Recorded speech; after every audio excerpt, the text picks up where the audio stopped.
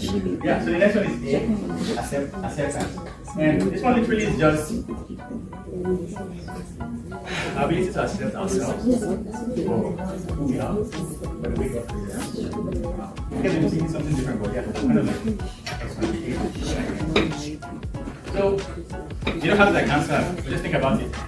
Are there like parts of your identity that you don't feel comfortable with? Maybe it's with some body parts, or it is with maybe the past, or something you did. You think about this maybe every day, and you're like, oh God, why did you make me like this? Why did you make me like that? Maybe it's even like family you belong to, or shape of your, I don't know, color of the eye, or whatnot. You think about this all the time, and you're like, God, why did you make me like this? Compare yourself to somebody else.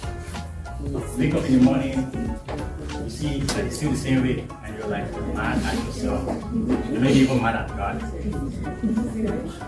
Yeah, like like my two hands are up. If I can raise my legs up so I will do that.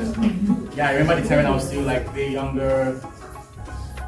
I had a lot of insecurities around my body too. People used to say I was like too black like ketchup. And I was like, like that's where it was just very weird. So I had insecurity around that.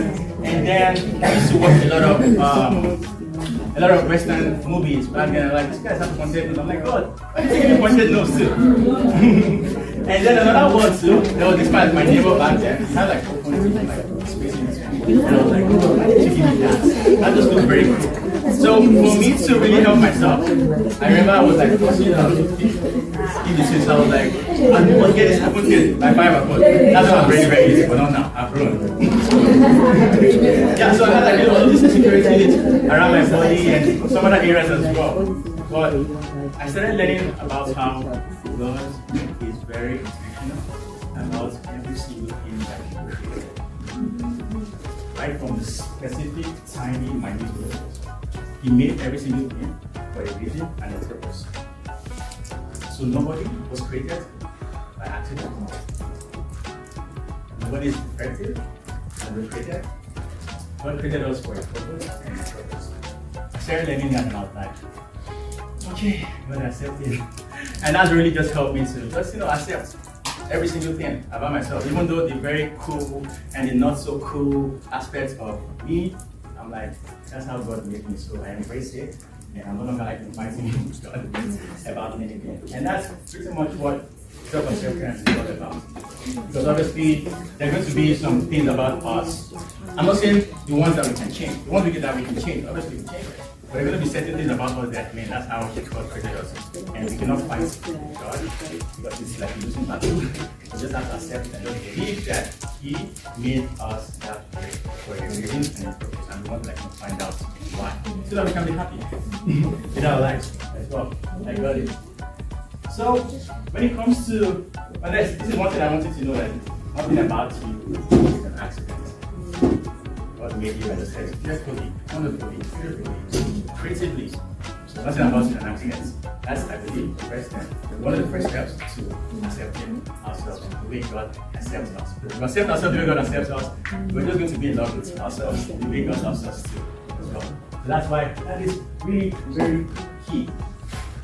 So when it comes to self-acceptance, one of the very quick ways we can enhance self-acceptance is to let go of the past.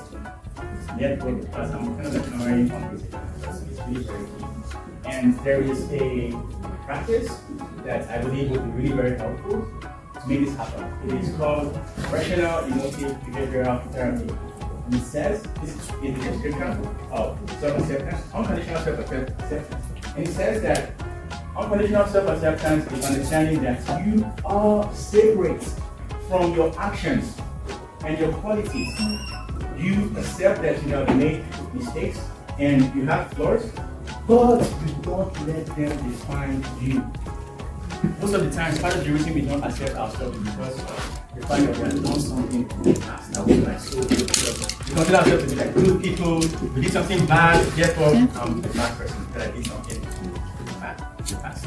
But that's not the case. Nobody's perfect. We all make mistakes. We want to learn from our mistakes whenever we make mistakes, whenever we fall. We stand back up. The Bible said the righteous man falls, and we get stand back up. We're not going to stay down there. And that's exactly how we can cut and sever that tie with our past. We want to understand that what we did in the past, even though there's a popular saying that we may be product of our past. Guess what? We cannot allow our past to define us.